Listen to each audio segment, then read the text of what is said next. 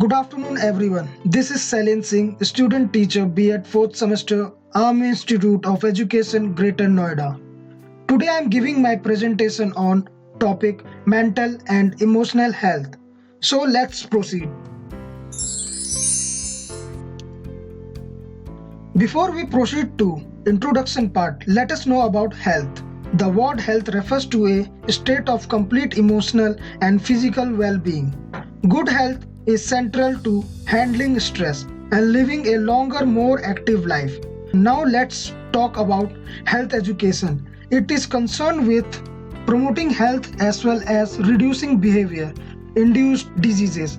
In other words, health education is concerned with establishing or inducing changes in personal and groups' attitudes and behavior that promote healthier living. Health education forms an important part of the health promotion activities. These activities occur in schools, workplaces, clinics, and communities and include topics such as healthy eating, physical activity, tobacco use prevention, mental health, HIV or AIDS prevention, and safety. Health education is an active learning process which aims at favorably changing attitudes and influencing behavior with respect to health practices. Now let's see what experts say about health education. According to World Health Organization, health education is any combination of learning experiences designed to help individuals and communities improve their health by increasing their knowledge or influencing their attitudes.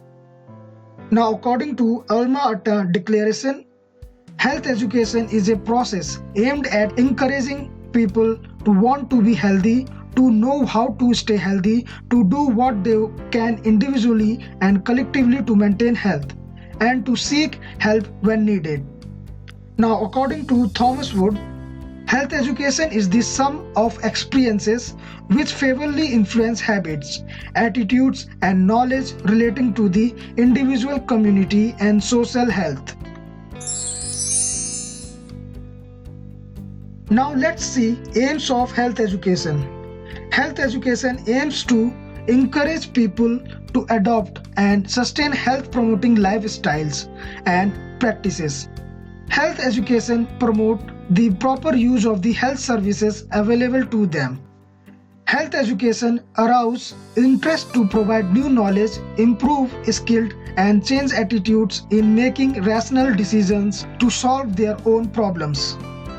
Health education helps to stimulate individual and community self-reliance and participation to achieve health development through individual and community involvement at every step from identifying problems to solving them.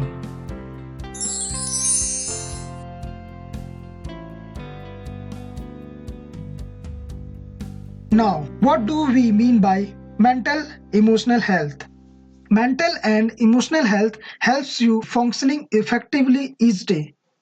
Mental and emotional health is the ability to accept yourself and others, express and manage emotions, and deal with the demands and challenges you meet in your life. Both mental and emotional health are essential in our subjective well-being. A balance between our cognitive processes and affective state is crucial in maintaining good health. As they are closely related, certain factors may overlap. Our current emotional state largely affects how we process information and vice versa. Now let's move on to mental health. Mental health is the way people think about and respond to events in their daily lives. Emotions play a major role in someone's mental health. Mental health includes our emotional, psychological, and social well-being. It affects how we think, feel, and act. It also helps determine how we handle stress, relate to others, and make choices. Mental health is important at every stage of life, from childhood and adolescence through adulthood. Now let's see what impact does mental health problems has on students. Here, because of mental health problems, school dropout rate increases. Students face difficulties in learning because of bad mental and emotional health. Students face behavioral difficulties. They have abnormal change in behavior due to this mental and emotional health problem. They face emotional difficulties. Students have performance difficulties. They're not able to perform well in academic or co-curricular activities. Because of mental and emotional health problems leads to school failures. Stress is also impact on students' mental and emotional health. Now let's see what is resiliency and how it relates to mental health. Everyone has to manage difficult and stressful situations. Mentally and emotionally healthy people handle stresses in positive ways. These people are resilient. As resiliency is the ability to adapt effectively and recover from disappointment, difficult or crisis.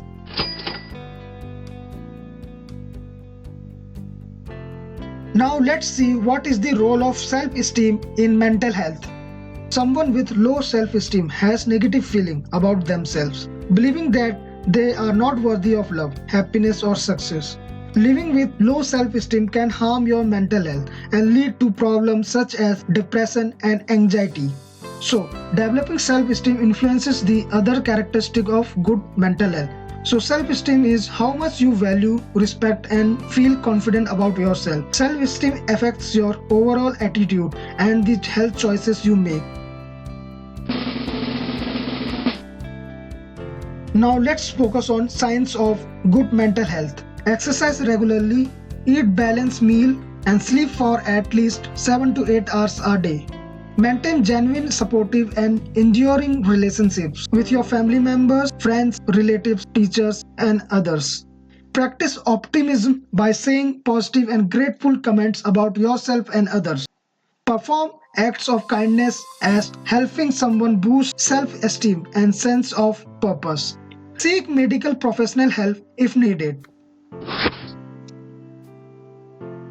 Now move on to emotional health. Emotional health are feelings produced in response to a life event. No two people react the same way in an event, but when we learn from situations or experience different situations in life, we can change how we respond to them. Emotional health is a person's ability to accept and manage feelings through challenge and change. We must have a positive attitude, high self-esteem, a strong sense of self, and the ability to recognize and share a wide range of feelings with others in a constructive way to have a good emotional wellness. Now here are some early signs of emotional health problems. If individual facing emotional health problems, then he or she withdrawing from friends, family and colleagues. He or she avoiding activities that they would normally enjoy. He or she sleeping too much or too little.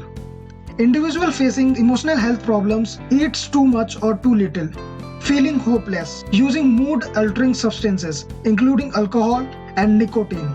Displaying negative emotions, being confused, being unable to complete daily tasks such as getting to work or cooking a meal.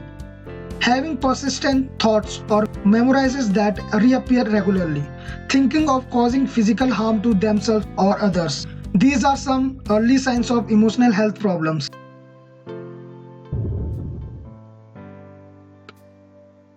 We have different categories of emotions such as happiness, sadness, fear, anger, love, empathy. Empathy is understanding and sharing another person's feeling. Sympathy. Sympathy means to support another's feeling but don't necessarily understand or share. Anxiety. It's an overwhelming feeling like fear or dread. And jealousy. These are some common categories of emotions.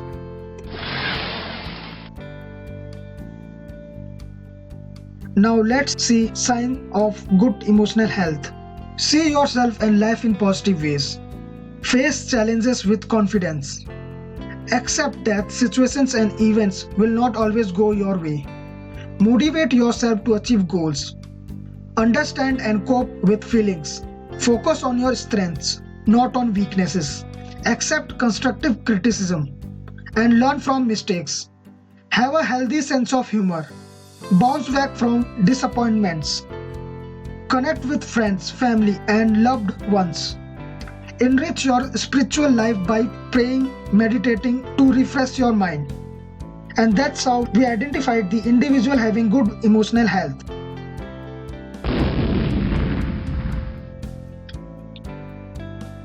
Now, importance of mental and emotional health. Why do you think it is important to have a good mental and emotional health? We think because it makes a person generally happy and able to enjoy life. It makes more confident, comfortable with others. It makes flexible and cope up with a wide variety of feelings and situations. It affects the other areas of health, such as physical health and family social health.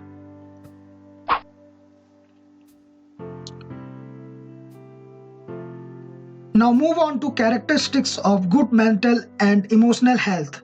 People with good mental and emotional health demonstrate the following characteristics. Number 1, sense of belonging. Feeling close to family members, friends, teachers and others provides you with support. Second one is sense of purpose. Recognizing that you have value and importance as a person. Third one, positive outlook.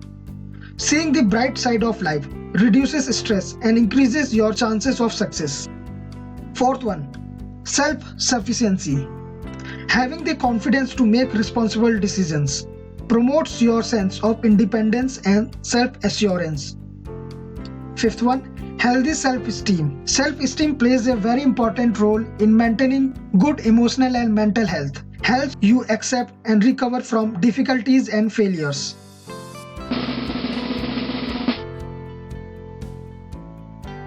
Now let's see factors on which mental and emotional health depends. First factor is sublimation of instinct and emotions. Sublimation is a defense mechanism that an individual may use to channel those unacceptable feelings and urges into something harmless and possibly even productive and beneficial. Second factor is formation of good habits.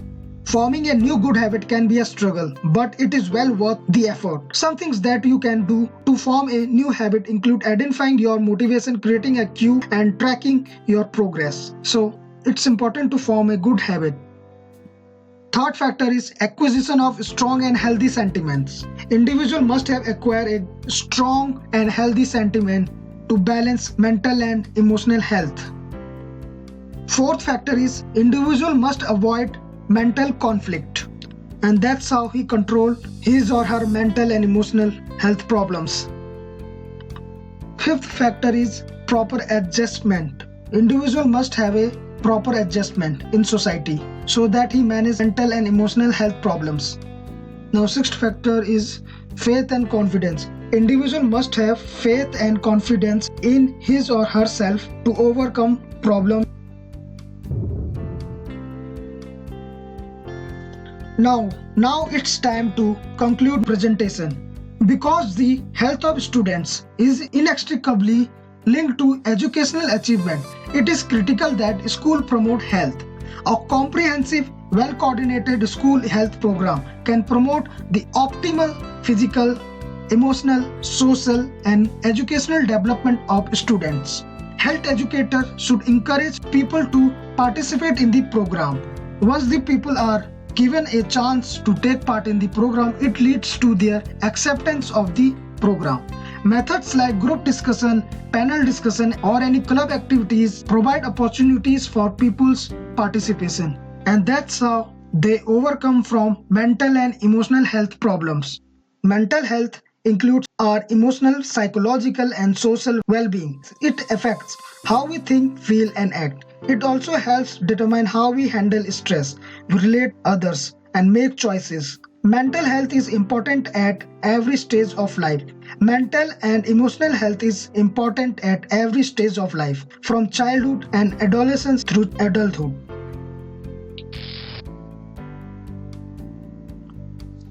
So it's important to ensure good health.